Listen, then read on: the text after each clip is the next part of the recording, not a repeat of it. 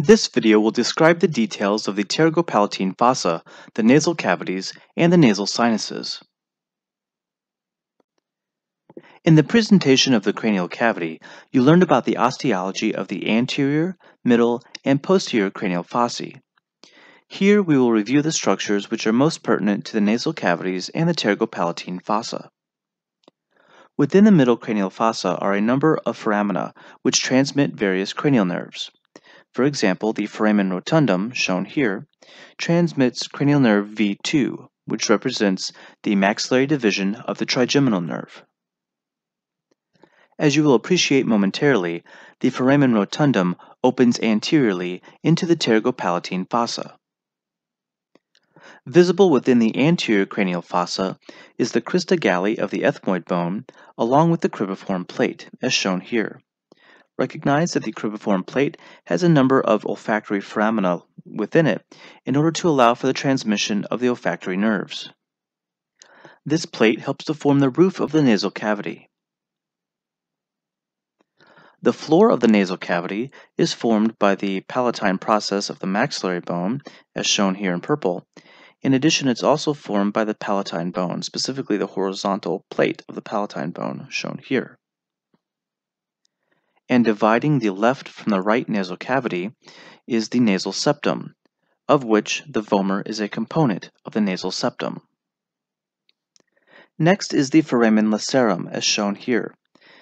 In life, this is not a true foramen. It is simply a space between two bones which is filled by fibrocartilage. The internal carotid artery enters into the middle cranial fossa just superior to this fibrocartilage as it courses through the carotid canal. When we discuss how the parasympathetics associated with cranial nerve 7 reach the lacrimal gland, as well as the small glands in the nasal cavity and along the palate, we'll discuss the foramen lacerum and its role in transmitting a small nerve called the greater petrosal nerve. The greater petrosal nerve slips out through the greater petrosal hiatus, and it runs along the floor of the middle cranial fossa, and it exits the cranial cavity via the foramen lacerum. More on this in a moment. Other bones pertinent to the nasal cavities include the nasal bones, shown here. The vomer, we've already mentioned. This is a plow-shaped bone that helps to form the lower aspect of the nasal septum. There's also the perpendicular plate of the ethmoid bone, which helps to form the posterior superior aspect of the nasal septum. And of course, the maxillary bone itself forms most of the lateral walls of the nasal cavities. Now let's take a close look at the Pterygopalatine fossa. The Pterygopalatine fossa is a deep space located near the center of the head. It exists in close proximity to both the temporal and infratemporal fossae. Here in the image on the left, the zygomatic arch has been removed to better visualize this space. Notice above is the temporal fossa in orange, and below is the infratemporal fossa shaded in purple. And deep toward the center of the skull lives the Pterygopalatine fossa. This fossa is shaped like an inverted teardrop. The Pterygopalatine fossa is located medial to the infratemporal fossa and is immediately posterior to the maxilla, as shown here. This large teardrop-shaped opening, which enters into the Pterygopalatine fossa, is referred to as the pterygomaxillary fissure. The pterygomaxillary fissure is outlined here by the green dotted line. The Pterygopalatine fossa is bounded anteriorly by the posterior surface of the maxilla, shown in purple. Posteriorly, it is bounded by the pterygoid plate of the sphenoid bone. Hence, the fissure, or the opening that enters into the Pterygopalatine fossa, is referred to as the pterygomaxillary fissure. Again, this fissure is represented by the green dotted line. Medially, the Pterygopalatine fossa is bounded by the perpendicular plate of the palatine bone, and laterally it is bounded by the infratemporal fossa. Within this relatively small space of the Pterygopalatine fossa lives the maxillary artery and its terminal branches. In addition, after the maxillary nerve exits the middle cranial fossa via the foramen rotundum, It too enters into the Pterygopalatine fossa, where it gives off a number of branches. And thirdly, there's a very important Pterygopalatine ganglion. This is a parasympathetic ganglion which will allow for the synapse between pre- and postganglionic parasympathetic fibers. The Pterygopalatine ganglion is closely associated with the maxillary nerve. The Pterygopalatine fossa communicates with a number of different spaces and regions of the head via 7 different openings into or out of this space. The largest opening between the infratemporal fossa and the Pterygopalatine fossa is the pterygomaxillary fissure. The maxillary artery within the infratemporal fossa passes through the pterygomaxillary fissure in order to enter the Pterygopalatine fossa. Located just inferior to the pterygomaxillary fissure is the opening of the palatine canal, shown here. This canal will transmit both the greater and lesser palatine nerves and the descending palatine artery. The descending palatine artery is one of the terminal branches of the maxillary artery.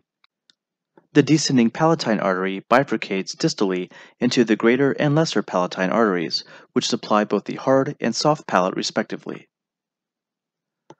Along the superior posterior aspect of the pterygopalatine fossa is the foramen rotundum, shown here. This opening transmits the maxillary nerve. Just below the opening of the foramen rotundum is a small opening for the pterygoid canal. The pterygoid canal transmits the nerve of the pterygoid canal, also referred to as Vidian's nerve. Vidian's nerve carries preganglionic parasympathetic fibers from the facial nerve to the pterygopalatine ganglion, which again is located within the pterygopalatine fossa. We'll look at the details of this pathway in a moment. The third foramen along the posterior wall of the pterygopalatine fossa is the palatovaginal canal. This canal happens to transmit a pharyngeal branch of the maxillary nerve and its vessels in order to supply the posterior aspect of the roof of the nasal cavity. Of all of the openings discussed, this by far is the least important. The next major opening is in the medial wall of the pterygopalatine fossa, and it's referred to as the sphenopalatine foramen. The sphenopalatine foramen will transmit both the nasociliary nerve and the sphenopalatine artery into the nasal cavity. And the last opening along the anterior aspect of the pterygopalatine fossa is the inferior orbital fissure. This fissure allows for the infraorbital nerve to be conveyed anteriorly along the floor of the orbit.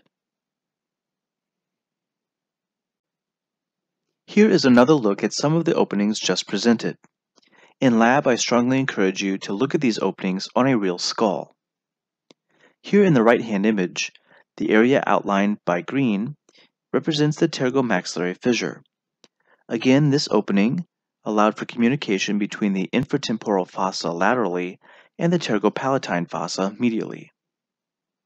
Once inside the pterygopalatine fossa, if you continue to go medially, the next opening you'll encounter is the sphenopalatine foramen, which enters into the nasal cavity.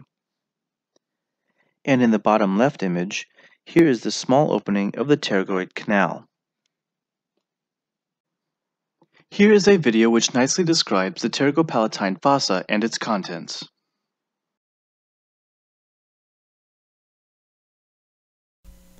The pterygopalatine fossa is in here.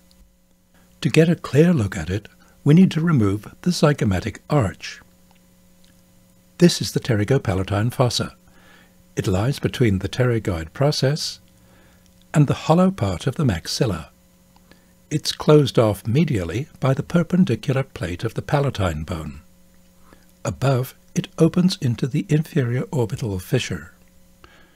The terminal branches of the maxillary artery and all the branches of the maxillary nerve pass through the pterygopalatine fossa, and the pterygopalatine ganglion lies in its depths.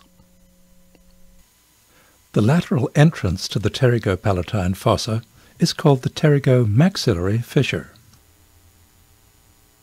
Entering the pterygopalatine fossa and looking straight ahead, that's directly medial, we can see a large bony opening. That's the sphenopalatine foramen. It opens into the nasal cavity. The nasopalatine nerves and the sphenopalatine artery pass through it. Looking down and a little backwards, we find this bony opening, the outlet of the pterygoid canal. The nerve of the pterygoid canal emerges here with its mix of autonomic and special sensory fibers. Moving laterally and looking a bit higher, we come to this round opening, the foramen rotundum. The maxillary nerve, V2, emerges through it, immediately dividing into its branches.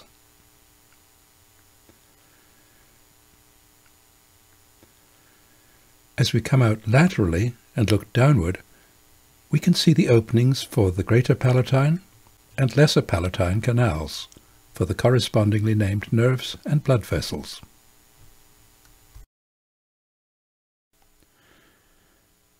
These pieces of wire give us a simplified view of the main branches of the maxillary nerve as they emerge together from the foramen rotundum.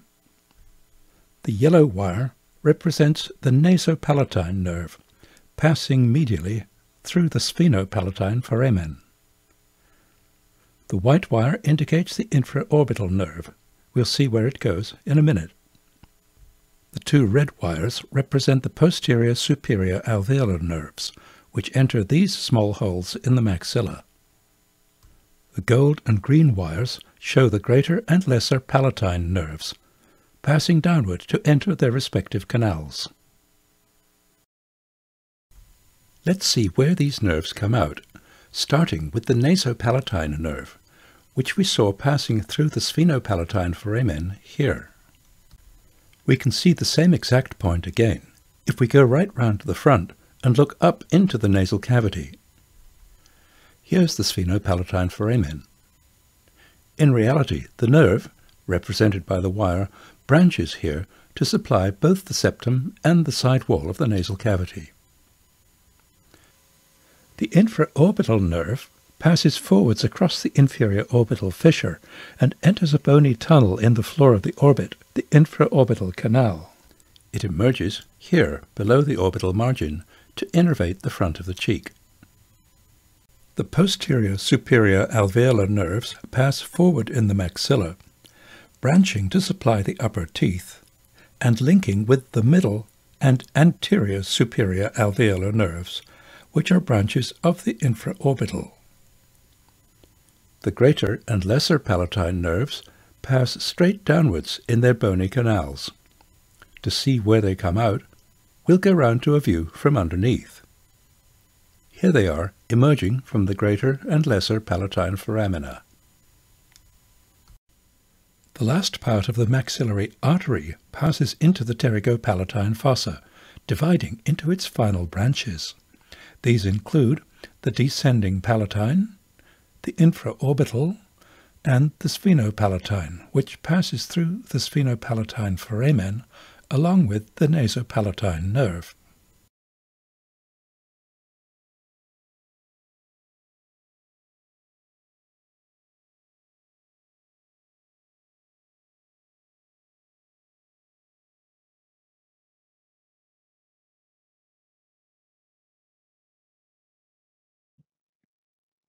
Now let's take a closer look at the terminal branches of the maxillary artery. After coursing through the infratemporal fossa, the maxillary artery enters into the pterygopalatine fossa via the pterygomaxillary fissure. Once inside the pterygopalatine fossa, the maxillary artery gives rise to 6 different branches. Of these branches, 3 are of greatest importance. The maxillary artery will terminate as the sphenopalatine artery, shown here, and the descending palatine artery. The sphenopalatine artery traverses the sphenopalatine foramen on its course to the nasal cavity. The descending palatine artery exits the pterygopalatine fossa via the palatine canal. Within the canal, the descending palatine artery bifurcates to become the greater palatine artery and the lesser palatine artery. The greater palatine artery will supply the hard palate, and the lesser palatine artery will supply the soft palate. And the third major branch of the maxillary artery within the pterygopalatine fossa is the infraorbital artery.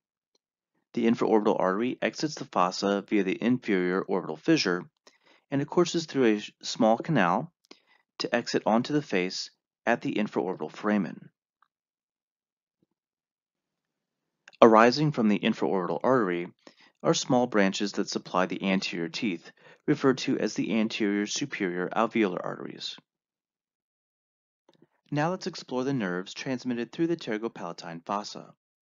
The maxillary nerve is the second division of the trigeminal nerve, cranial nerve number 5. The maxillary nerve is abbreviated V2. The maxillary nerve leaves the middle cranial fossa by way of the foramen rotundum to enter the pterygopalatine fossa. Once within the fossa, the maxillary nerve gives rise to numerous sensory branches. Recognize V2 has no motor component. In the right-hand image, we see V2, the maxillary nerve, exiting the middle cranial fossa and entering into the pterygopalatine fossa via the foramen rotundum. Once inside the pterygopalatine fossa, the maxillary nerve gives off numerous branches. The first branch we'll discuss is the nasopalatine nerve. This nerve quickly exits the fossa to enter into the nasal cavity via the sphenopalatine foramen. The nasopalatine nerve conveys general sensory information from the anterior hard palate of the oral cavity and from the nasal septum. In addition, it also transmits parasympathetic fibers to the mucous glands associated with the nasal cavity. Next is the zygomatic nerve, shown here. This nerve further divides into a zygomatico-temporal and a zygomatico-facial nerve. These nerves will respectively supply the skin of the upper cheek and the anterior temporal fossa. And next is the infraorbital nerve, as shown here. The infraorbital nerve is a relatively large branch of the maxillary nerve, which courses anteriorly to exit onto the face at the infraorbital foramen. This nerve supplies the skin over the area of the maxilla and the lateral nose. Also notice that small branches referred to as anterior superior alveolar nerves extend from the infraorbital nerve to supply the anterior teeth. The infraorbital nerve reaches all the way down to the upper lip. And lastly, there are the greater and lesser palatine nerves, which descend from the pterygopalatine ganglion, as shown here. These nerves will exit onto the hard and soft palate via the greater and lesser palatine foramina. The greater palatine nerve will supply the majority of the hard palate within the oral cavity, while the lesser palatine nerve will supply this soft palate. I would like to use this image to point out the course and distribution of the nasopalatine nerve, shown here. Recall that the nasopalatine nerve exits the pterygopalatine fossa along with the sphenopalatine artery via the sphenopalatine foramen. Once inside the nasal cavity, the nasopalatine nerve descends obliquely along the nasal septum, and here at the incisive canal or foramen, the nasopalatine nerve enters into the oral cavity to supply the anterior aspect of the hard palate. Notice how the remainder of the hard palate of the oral cavity is supplied by the greater palatine nerve, shown here. And again, the soft palate is supplied by the lesser palatine nerve. Now let's take a closer look at the autonomic pathway, which involves parasympathetic fibers being conveyed to the glands of the head, specifically the lacrimal gland and the glands associated with the nasal cavity and the palate. The story begins with the facial nerve, cranial nerve number 7. Preganglionic parasympathetic fibers are conveyed through the facial nerve, and in the area of the geniculate ganglion, those fibers are then conveyed through the greater petrosal nerve. As a reminder, the geniculate ganglion houses the cell bodies for taste associated with the facial nerve. The greater petrosal nerve, shown here, originates from the geniculate ganglion and it exits the middle ear cavity via the greater petrosal hiatus. It then slides along the floor of the middle cranial fossa and it exits the middle cranial fossa via the foramen lacerum. In the area of the foramen lacerum, the deep petrosal nerve, shown here, unites with the greater petrosal nerve. The deep petrosal nerve is coming from the internal carotid nerve plexus. The deep petrosal nerve is purely sympathetic. Once these two nerves unite, they form the nerve of the pterygoid canal, also referred to as Vidian's nerve. Vidian's nerve courses anteriorly and it ends at the pterygopalatine ganglion. At the pterygopalatine ganglion, the preganglionic parasympathetic fibers synapse with the postganglionic parasympathetic fibers. The postganglionic parasympathetic fibers are then conveyed through various nerves to reach their target tissues. The postganglionic parasympathetic fibers, which are destined for the lacrimal gland, will be conveyed through a communicating branch of the zygomatic nerve.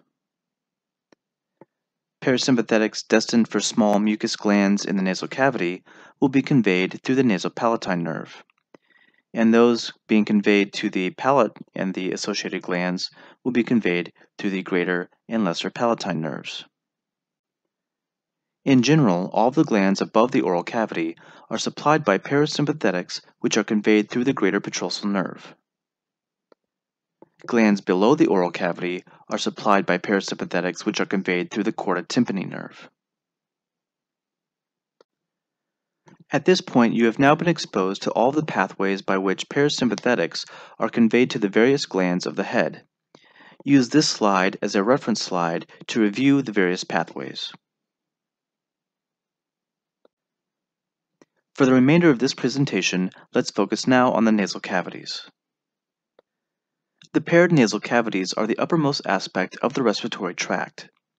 These elongated, wedge-shaped spaces have a large inferior base and a very narrow superior apex.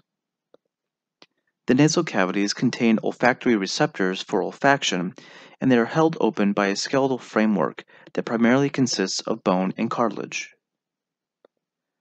The nasal cavities have both an anterior and posterior opening. The anterior openings are referred to as the nares, or the nostrils. The posterior openings are referred to as the choanae. The choanae communicate between the nasal cavities and the nasal pharynx.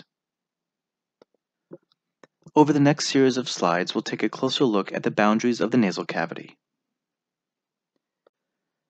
The anteriormost aspect of the nasal cavities is the external nose.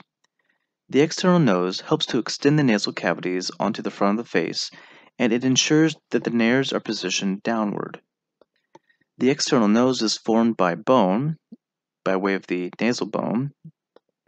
This bone is said to form the area of the bridge of your nose, and it's also formed by cartilage. All of the cartilages of the nose are made up of hyaline cartilage. In the midline is the septal cartilage, which runs straight down the middle of the nose. Just laterally to the septal cartilage are two lateral processes. And the various alar cartilages help to keep the nares open. If an individual receives a nose piercing, the piercing is done between the minor alar cartilages and the major alar cartilages in this region here.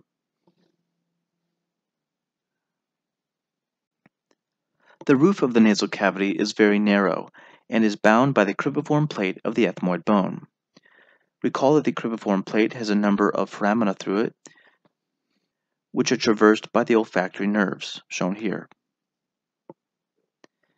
The anterior portion of the nasal cavities is bounded by the frontal bone, the spine of the nasal bone, and those alar cartilages.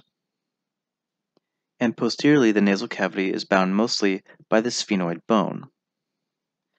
And this area here represents a choana, which is the communication between the nasal cavity and the nasal pharynx. The floor of the nasal cavity is the hard palate, which is also the roof of the oral cavity. The hard palate is formed by the palatine process of the maxillary bone, as shown here, and is also formed by the horizontal plate of the palatine bone posteriorly, shown here. The palate is covered by mucoperiosteum, which firmly attaches to the bones of the palate and contains within it numerous mucus-secreting glands, especially along the posterior portion of the palate. And as we just mentioned a few moments ago, these glands of the palate are innervated by the greater and lesser palatine nerves, which are conveying parasympathetic information down from the pterygopalatine ganglion. The greater palatine foramen shown here is the continuation of the palatine canal. Emerging through this foramen are both the greater palatine artery and nerve, which supply the majority of the hard palate. The lesser palatine foramen, shown here, is the smaller continuation of the palatine canal, and it will convey both the lesser palatine artery and lesser palatine nerves, which will supply the soft palate. And lastly, the incisive foramen is another opening onto the anterior portion of the hard palate. This foramen will convey the nasopalatine nerve, which is a branch of the maxillary nerve. The nasopalatine nerve courses obliquely through the nasal cavity along the nasal septum, and it enters the oral cavity here at the incisive foramen. It will also supply the anterior portion of the hard palate, as shown here. Coursing in company with the nasopalatine nerve is the sphenopalatine artery, which anastomoses with the greater palatine artery.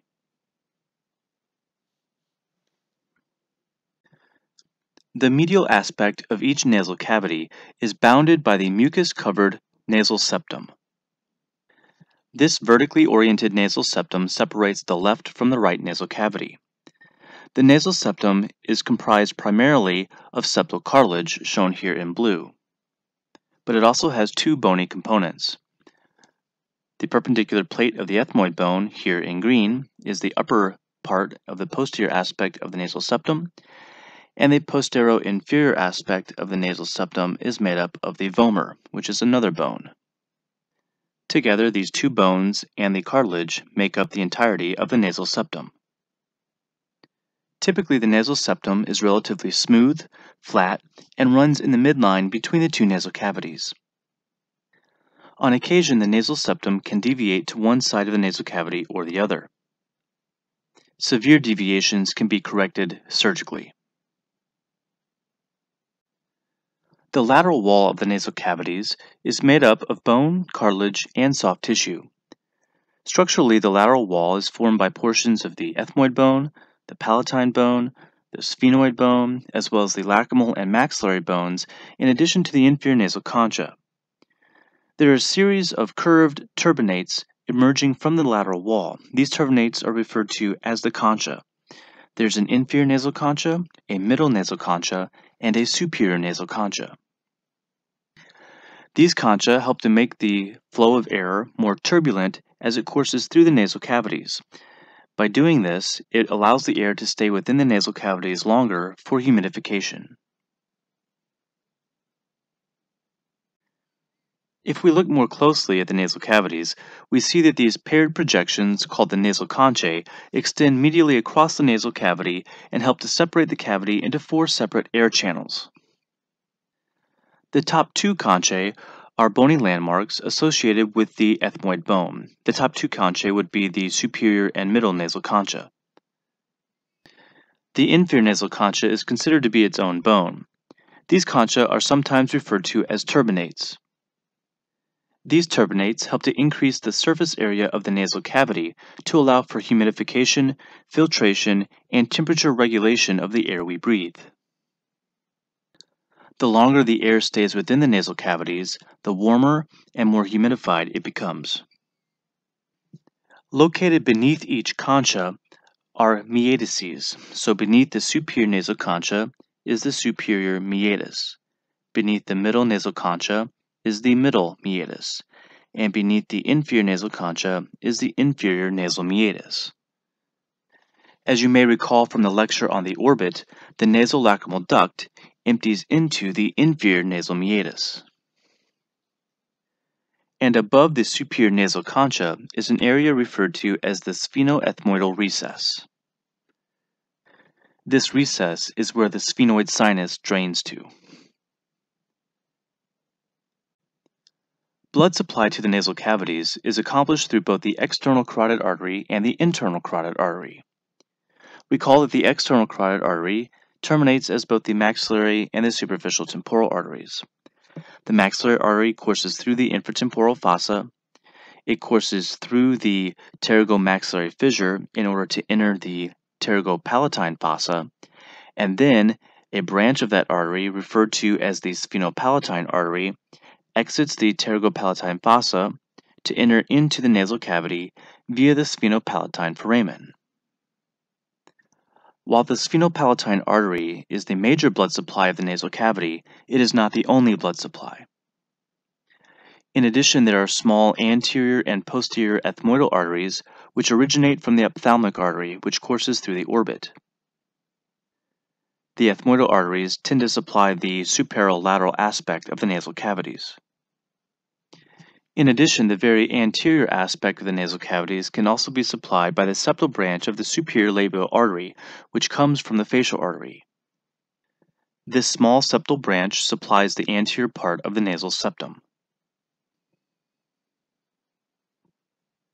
In summary, the major blood supply to the nasal septum and the nasal cavities is via the sphenopalatine artery, with contributions from the ophthalmic artery, specifically from branches referred to as the posterior and anterior ethmoidal arteries, as well as small contribution from the septal branch of the superior labial artery.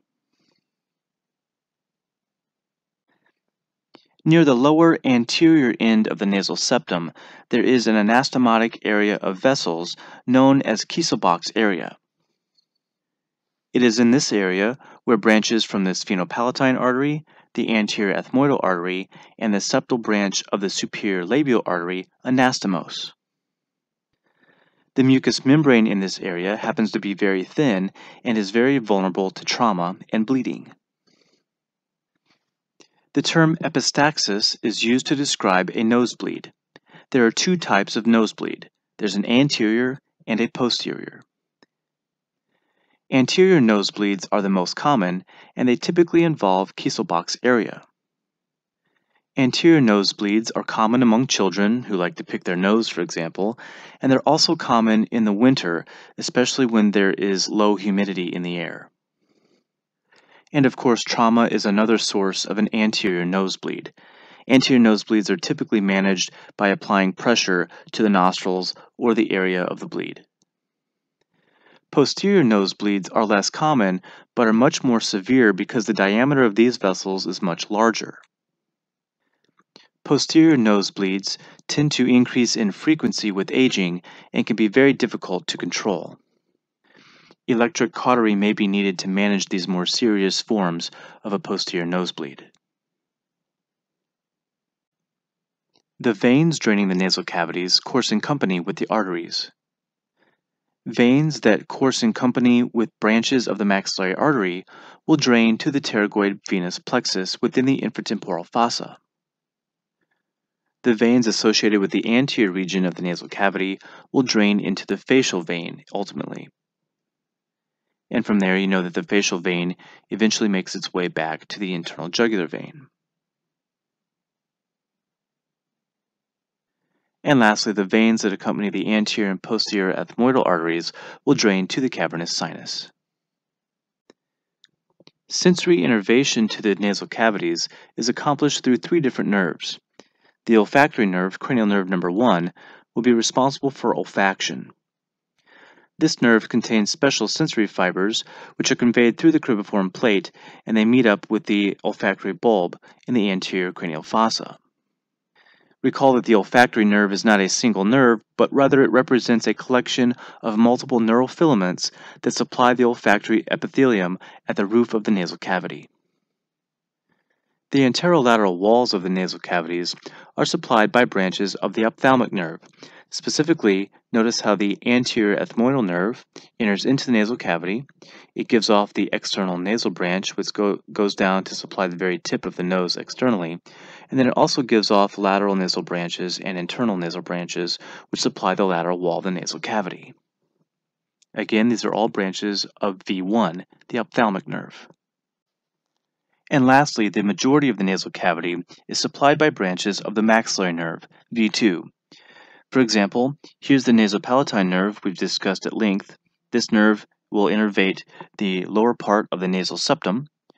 And there are also smaller branches referred to as the posterior superior medial nasal nerves, shown here along the nasal septum, as well as posterior superior lateral nasal nerves that will supply the lateral wall of the nasal cavities. All of these nerves are collectively branches of the maxillary nerve, V2. The paranasal sinuses are mucous membrane-lined cavities which are filled with air, and they communicate directly with the nasal cavity. Just like the nasal cavities are lined by respiratory epithelium, so too are the paranasal sinuses. Because the paranasal sinuses maintain connections with the nasal cavity through small openings or ostia, these connections can serve as pathways for the spread of infections from the nasal cavity to the paranasal sinuses. Mucosal swelling at an ostium, for example, can block the drainage of a paranasal sinus. And whenever you have an infection of a paranasal sinus, it can produce a lot of pressure and even localized pain, which is referred to as sinusitis. For example, maxillary sinusitis is inflammation of the maxillary sinus. This inflammation can mimic that of a toothache because this area is supplied by the same cranial nerve, specifically the maxillary nerve. In total, there are 4 different paranasal sinuses. The frontal sinuses are located in the frontal bone, in the area of the eyebrows. The maxillary sinuses are the largest of the paired sinuses, and they are located in the maxillary bone. The ethmoidal air cells are comprised of about 10 to 15 small air cells within the ethmoid bone. These air cells can be designated as anterior, middle, or posterior ethmoidal air cells.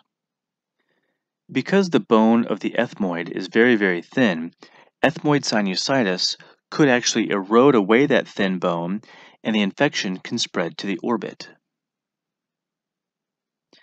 And lastly, at the posterior superior aspect of the nasal cavities are the sphenoid sinuses. These sinuses drain into the sphenoethmoidal recess, which was mentioned earlier.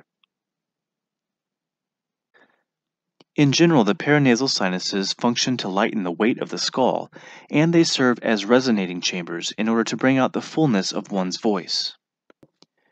In addition, the paranasal sinuses also help to humidify and warm the air we breathe. From this mid-sagittal section, you can better appreciate the sphenoid sinus located here in the superior posterior aspect of the nasal cavity. And notice how the sphenoid sinus opens into the sphenoethmoidal recess. Let me also point out that the area indicated by the X is the hypophyseal fossa. This fossa houses the pituitary gland. In the case of a pituitary adenoma, the quickest approach to surgically remove the inflamed pituitary gland is actually through the nose, so it's referred to as a transnasal approach. A probe is inserted, they chip through the sphenoid sinus, and they access the hypophyseal fossa to remove the cancerous pituitary gland. Now let's take a look at the openings for the other paranasal sinuses. Here is the frontal sinus within the frontal bone. The opening of the frontal sinus is here in the superior aspect of a semilunar hiatus. This opening is referred to as the frontal nasal duct. The frontal nasal duct is a small tube which connects the frontal sinus to the middle meatus. Also here under the middle concha is a large bulla referred to as the ethmoidal bulla. This ethmoidal bulla has the openings of the middle ethmoidal air cells emerging onto it. And at the leading edge of this bulla and beneath this bulla is the semilunar hiatus. Also opening into the semilunar hiatus is the largest opening referred to as the maxillary ostium. This is the opening which communicates with the very large maxillary sinus. And the last major opening into the nasal cavity is from the nasolacrimal duct, which empties into the inferior nasal meatus, just underneath the inferior nasal concha. This is how tears are drained from the eye to the nasal cavity. And lastly, I'll also mention within the nasopharynx is the opening of the pharyngotympanic tube, or the opening of the eustachian tube. This opening is what allows for pressure equilibration between the middle ear cavity and the nasal cavity, or specifically the nasopharynx. And while I'm on this slide, let me also point out that during dissection, you'll want to identify the middle nasal concha, shown here. The very posterior tip of that middle nasal concha will come to lie roughly in this area indicated by the black dot. That black dot also happens to be the area where you will find the pterygopalatine ganglion. To dissect out this ganglion, you will very carefully chip through the bone of the lateral wall of the nasal cavity in order to expose it. So as your reference landmark, use the middle nasal concha along the posterior aspect to find where to start chipping through the bone. As always, thanks for listening. This concludes the presentation on the pterygopalatine fossa, the nasal cavities, and the paranasal sinuses. Happy studying!